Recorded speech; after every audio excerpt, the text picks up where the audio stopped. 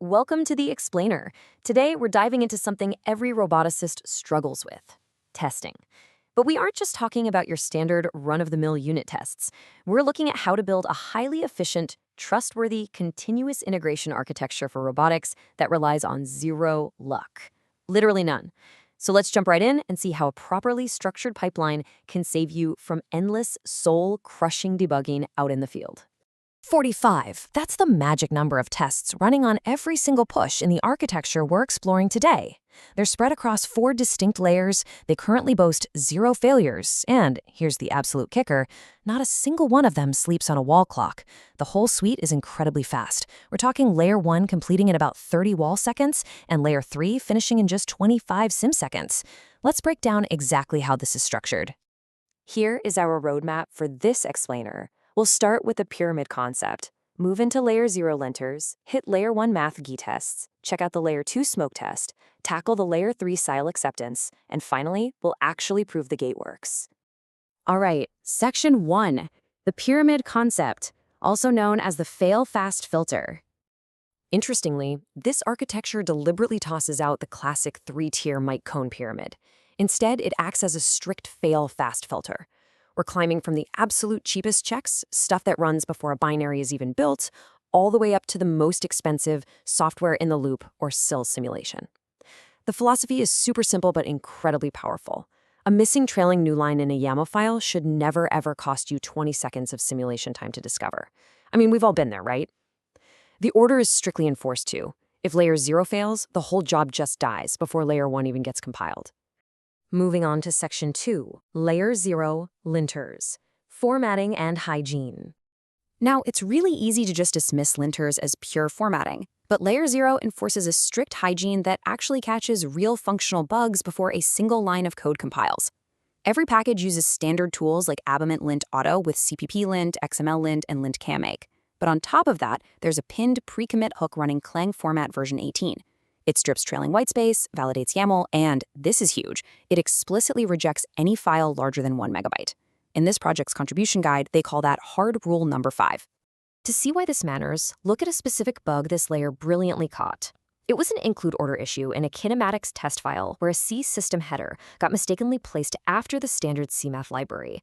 The crazy part? The code compiled perfectly fine, but CPP-lint absolutely refused to pass it.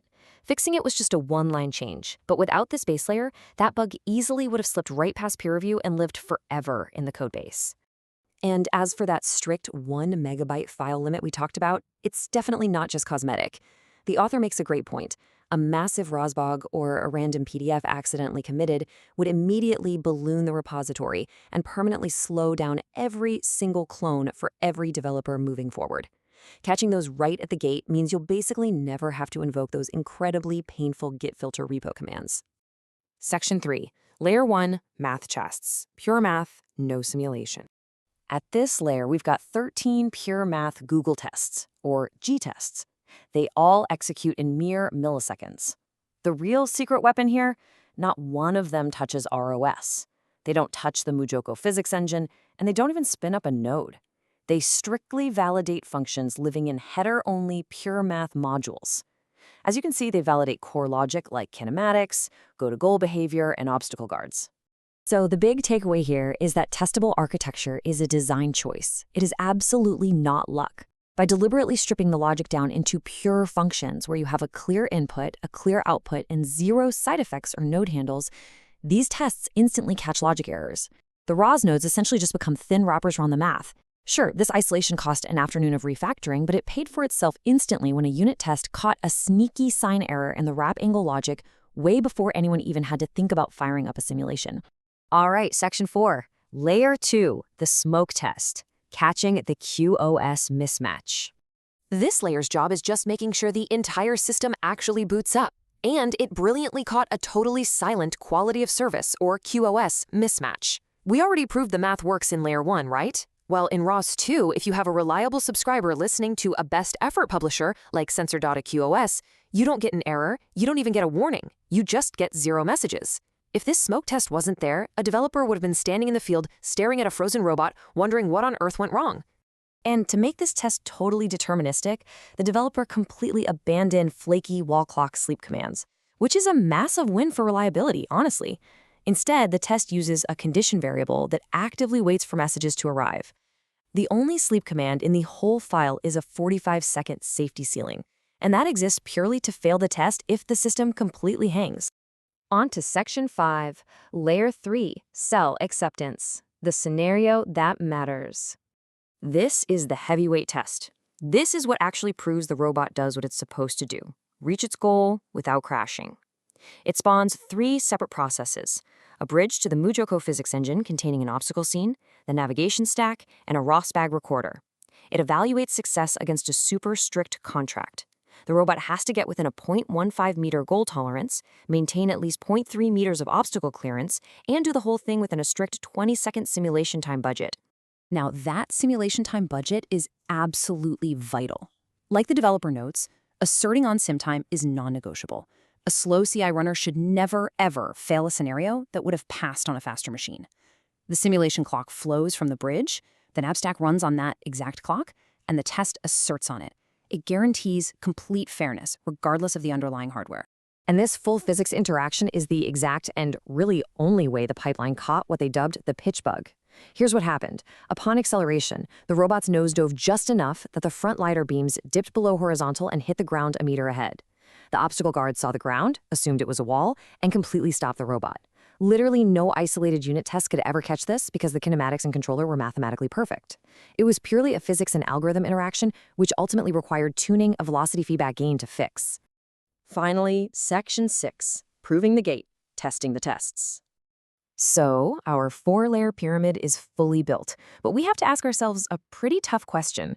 If these tests never fail, are they actually protecting the codebase, or are they just theater?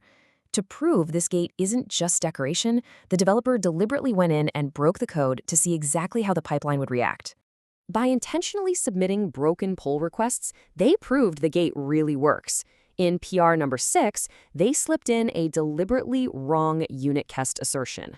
That successfully blocked the merge and spit out an XML log. Then, in PR number 8, they set the forward thrust to 0. Exactly as expected, the SIL scenario in Layer 3 failed because the robot literally couldn't move. But what's truly amazing about that Layer 3 failure is the artifact it left behind. Because we spawned a recorder during the test, the failure generated a fully downloadable forensic ROS-bag containing exactly 9,567 messages. The developer just downloaded that ROS-bag, threw it into RViz, and visually diagnosed the thrust issue in about 5 minutes. To recap the whole system, these 4 fail-fast layers took roughly an afternoon to set up. They run completely green in under 2 minutes of total wall time, and they've caught everything from basic formatting typos to pure math sign errors to totally silent ROS2 mismatches, all the way up to complex physical anomalies. I'm going to leave you with this final provocative thought to help you evaluate your own robotics pipelines. If a broken test can slip through and merge, your tests are just decoration. You need cheap layers that fail fast and expensive layers that fail with real forensic artifacts. So take a hard look at your architecture today. Does your continuous integration gate actually have teeth? Thanks for joining me on this explainer, and hey, happy testing!